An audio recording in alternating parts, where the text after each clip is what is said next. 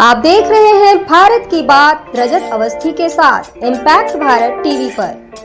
नमस्कार, आप देख रहे हैं इम्पैक्ट भारत टीवी। मैं हूं रजत अवस्थी। आज हम हाल ही में लागू हुए सीएए कानून के बारे में कई ऐसी अफवाहों का विश्लेषण करेंगे। क्या सही है, क्या गलत है, हर एक बात आपको बताएंगे। तो आज का विश्लेषण पूरा देखिएगा। केंद्र सरकार ने सिटीजनशिप अमेंडमेंट एक्ट यानी सीएए का नोटिफिकेशन जारी कर दिया है। इसके साथ ही यह कानून देश भर में लागू हो गया है। सीएए को हिंदी में नागरिकता संशोधन कानून कहा जाता है। इससे पाकिस्तान, बांग्लादेश, अफगानिस्तान से आए गैर मुस्लिम शरणार्थियों को नागरिकता मिलने का रास्ता साफ हो गया है।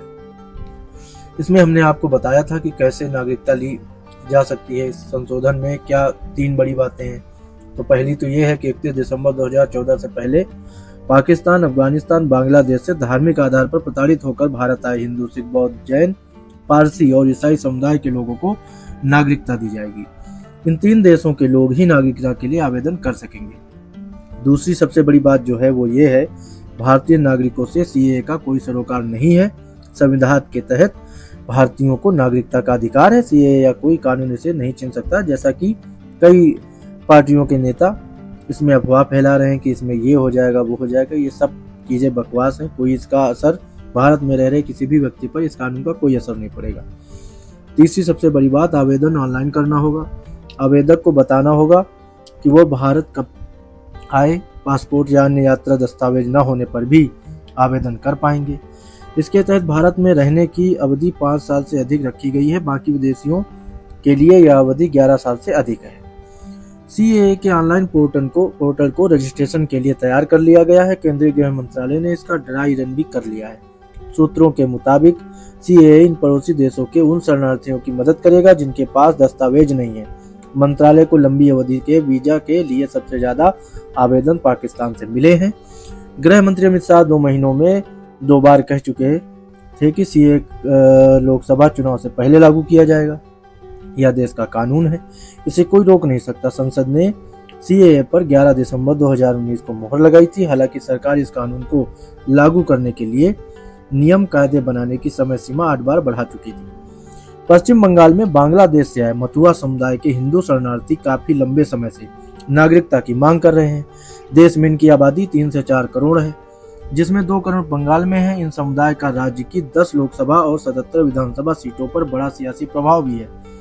सीएए लागू होने पर इन्हें नागरिकता मिल जाएगी। भाजपा ने 2019 में सीएए के वादे पर इन्हें 42 में से 18 सीटें इनकी वजह से जीती थी, जबकि 2014 में 3 ही सीटें थी।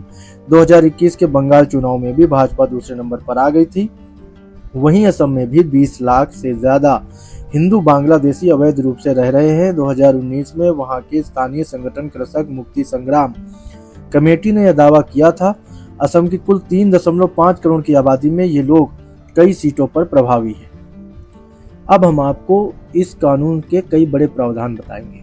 सीएए के तहत 31 दिसंबर 2014 से पहले पाकिस्तान, अफगानिस्तान, बांग्लादेश से धार्मिक आधार पर प्रताड़ित होकर भारत आए हिंदू, सिख, बौद्ध, जैन, पारसी और ईसाई समुदाय के लोगों को नागरिकता दी जाएगी। इन 3 देशों के लोग ही नागरिकता के लिए आवेदन करने के योग्य होंगे। भारतीय नागरिकों से इसका कोई सरोकार नहीं है। हम फिर एक बार बता रहे हैं, संविधान के तहत भारतीयों को नागरिकता का अधिकार है। सीएए या कोई कानून इसे नहीं छीन सकता है। इसलिए किसी भी तरह की अफवाह पर ध्यान देने की जरूरत किसी को नहीं है। आवेदन प्रक्रिया ऑनलाइन होगी। आवेदकों को बताना होगा कि वे भारत कब आए। पासपोर्ट या अन्य यात्रा दस्तावेज नहीं होंगे तब भी आवेदन कर पाएंगे।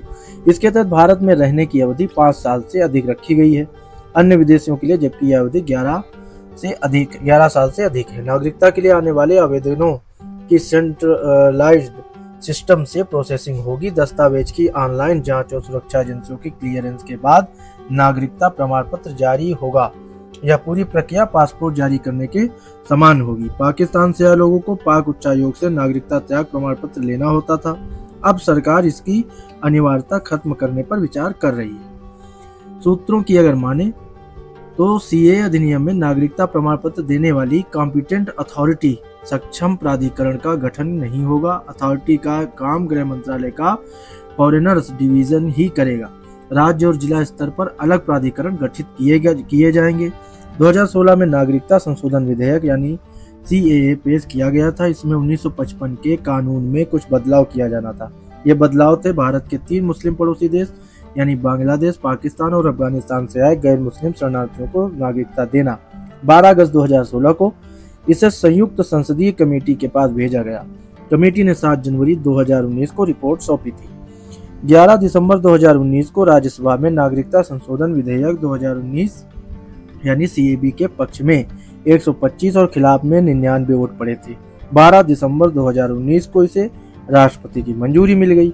देश भर में भारी विरोध के बीच बिल दोनों सदनों से पास होने के बाद यह कानून की शक्ल ले चुका था। इसे गृह मंत्री अमित शाह ने 9 दिसंबर को लोकसभा में पेश किया था। अब ये देश का कानून बन गया है और इसे लागू कर दिया गया है। भारत के किसी भी नागरिक को किसी भी तरह की अफवाह पर ध्यान देने की जरूरत नहीं है, क्योंकि उनके लिए इस कानून से उनके जीवन पर कोई भी असर पड़ने वाला नहीं है। जो भी पार्टियों के नेता अपने राजनीतिक लाभ के लिए अफवाहें फैला रहे हैं, उन पर ध्यान देने की जरूरत नहीं है। आज की इस बड़ी खबर का विश्लेषण यहीं तक। जल्द मिलते हैं एक और बड़ी खबर के बड़े विश्लेषण के साथ। तब तक देखते रहिए इम्पैक्ट भारत टीवी। भारत की बात रजत अवस्थी के साथ सोमवार से शुक्रवार रात 9 बजे सिर्फ इम्पैक्ट भारत टीवी पर।